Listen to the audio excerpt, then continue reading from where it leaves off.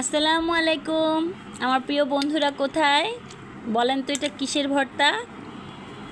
আমি জানি এই মুহূর্তে আপনারা বলতে পারবেন না, তারপরেও দেখি বলতে পারেন কি না। এটা সরিষা দিয়ে, এখানে কাঁচামরিচ দিয়ে, চিনি দিয়ে, লবণ দিয়ে ভর্তাটা করা হয়েছে। তো যাই হোক, আমি জানি এই সিজনে আপনারা বলতে পারবেন না, আমি বলে দিচ্ছি এটা রিয়েলি আমের ভর্তা।